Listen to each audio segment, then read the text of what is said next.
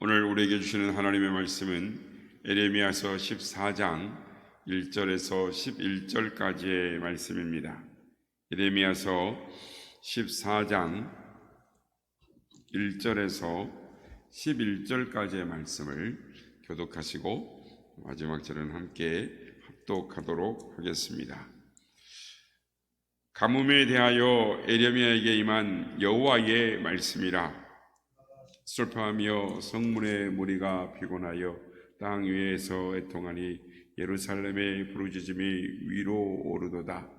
귀인들은 자기 사환들을 보내어 물을 얻으려 하였으나 그들이 우물에 갔어도 물을 얻지 못하며 빈 그릇으로 돌아오니 부끄럽고 근심하여 그들의 머리를 가리며 땅에 비가 없어 지면이 갈라지니 밭 가는 자가 부끄러워서 그의 머리를 가리는도다. 들의 암사슴은 새끼를 낳아도 풀이 없으므로 내버리며 들나귀는 벗은 산 위에 서서 승냥이 같이 헐떡이며 풀이 없으므로 눈이 흐려지는도다. 여호와여, 우리의 죄악이 우리에게 대하여 증언할지라도 주는 주의 이름을 위하여 일하소서. 우리의 타락함이 많으니이다. 우리가 주께 범죄하였나이다. 이스라엘의 소망이시여, 고난당한 때의 구원자시여, 어찌하여 이 땅에서 거류하는 자같이 하룻밤을 유숙하는 나그네같이 하시나이까? 어찌하여 놀란 자 같으시며 구원하지 못하는 용사 같으시니까? 여호와여, 주는 그래도 우리 가운데 계시고 우리는 주의 이름으로 일컬음을 받는 자이오니 우리를 버리지 마옵소서. 여호와께서 이 백성에 대하여 이같이 말씀하시되 그들이 어그러진 길을 사랑하여 그들의 발을 멈추지 아니하므로 여호와께서 그들을 받지 아니하고 이제 그들의 죄를 기억하시고 그 죄를 벌하시리라 하시고, 여호와께서 또 내게 이르시되 너는 이 백성을 위하여 복을 구하지 말라. 아멘. 할렐루야. 오늘도 우리 예배 가운데 함께 하신 주님을 찬양합니다. 그리고 새벽을 깨워 기도의 향연으로 나오신 모든 성도님들께 하나님의 은혜와 평강이 함께 하시기를 기원드립니다. 오늘의 본문은 이 극심한 가뭄에 대한 이 사실과 이 에레미야의 이 중보 기도가 기록되어 있습니다. 가뭄을 인하여 유다 백성들의 고통이 극심했습니다.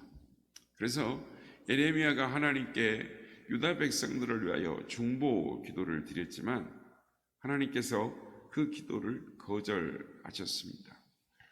여러분, 우리의 기도가 거절당할 수 있다는 것을 알아야 합니다. 우리의 기도가 거절당할 수 있다는 것에 대해서 우리는 감사한 마음을 가질 수 있어야 합니다. 왜냐하면 하나님은 우리의 아버지이시기 때문입니다. 하나님은 우리의 아버지이시기 때문에 우리의 기도를 들으십니다. 어떤 것은 우리가 기도하지 않아도 주십니다. 그러나 어떤 기도는 거절하시기도 하신다라는 것입니다. 왜냐하면 그분은 우리 아버지이시고 또 인격이 있으시기 때문에 어떤 무당 종교같이 자기의 복을 구하고 또 구하면 달래면 그런 복을 주는 그런 하나님이 아니십니다. 하나님은 지정의 인격을 갖고 계시는 살아계신 하나님이시기 때문에 우리에게 가장 좋은 것이 무엇인지 그것을 아시고 거절하실 때도 있다라는 것입니다. 그래서 우리는 하나님께 기도만 하면 모든 것이 만사형통이다라고 말하는 그런 기독교를 경계해야 하는 것입니다. 기도는 분명히 하나님의 자녀가 가지는 특권이지만 그것이 만능의 열쇠는 아니기 때문인 것입니다.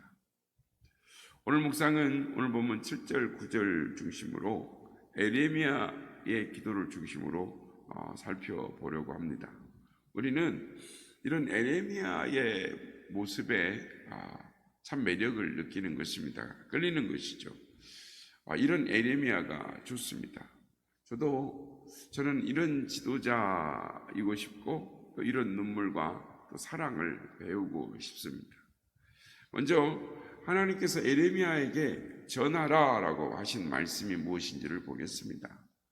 하나님은 에레미야에게 가뭄에 대해서 말하라라고 하십니다. 가뭄으로 유다가 슬퍼하며 성문의 무리가 피곤하여 땅 위에서 애통해하는 것입니다. 물을 구하기 위해서 귀인들로부터 시작해서 농부와 암사슴과 들나귀가 다 고통을 당하는 것입니다. 이 세상의 피조물들이 겪는 고통은 인간의 잘못 때문입니다. 유다가 잘못을 범해서 징계를 받는 것입니다. 새끼를 낳아도 버려는 이 암사슴의 고통은 인간의 죄로 인한 것입니다. 승냥이 같이 헐떡이는 들나귀의 고통도 인간의 잘못으로 인한 것입니다.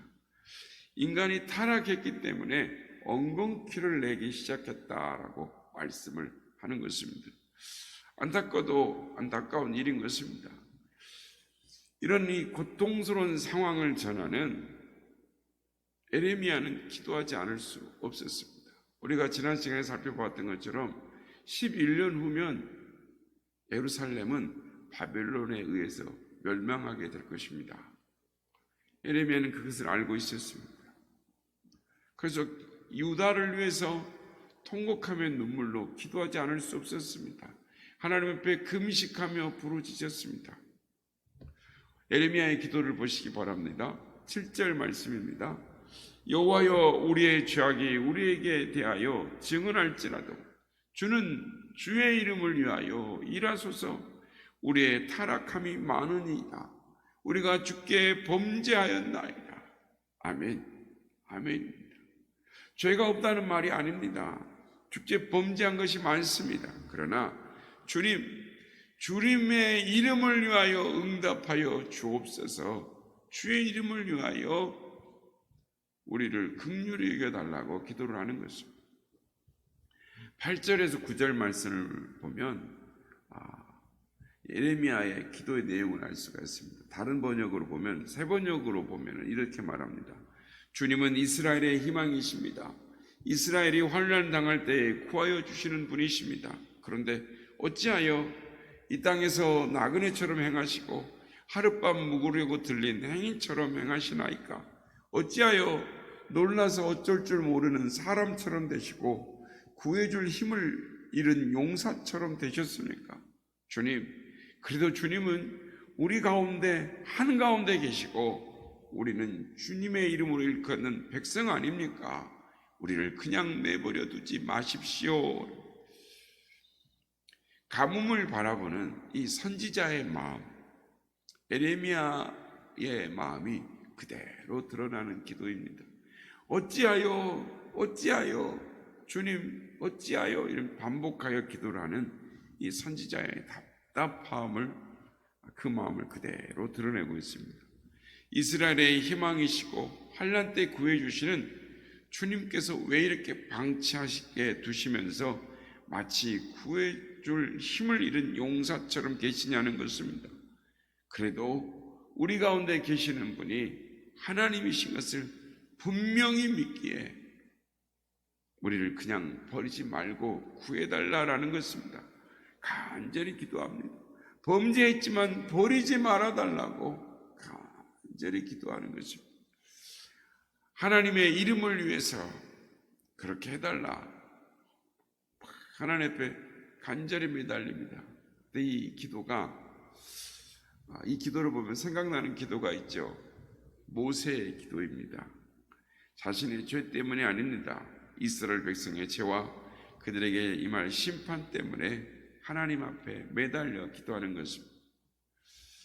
그러나 하나님께서는 이 백성을 위하여 복을 구하지 말라고 하십니다. 금식할지라도 그 부르짖음을 들지 않으시겠다라고 하십니다. 번제와 소제를 드릴지라도 받지 않으시겠다라는 것입니다. 그 이유는 이스라엘 백성들이 어그러진 길을 사랑하고 그들의 발을 멈추지 않기 때문이라는 것입니다. 하나님께서 그들에게 기대하시는 것은 발길을 멈추고 돌아서는 것입니다. 그런데 멈출 생각을 하질 않는 것입니다. 왜 멈춰서질 않을까요? 왜 그렇습니까? 자신들은 문제가 없다고 느끼기 때문입니다.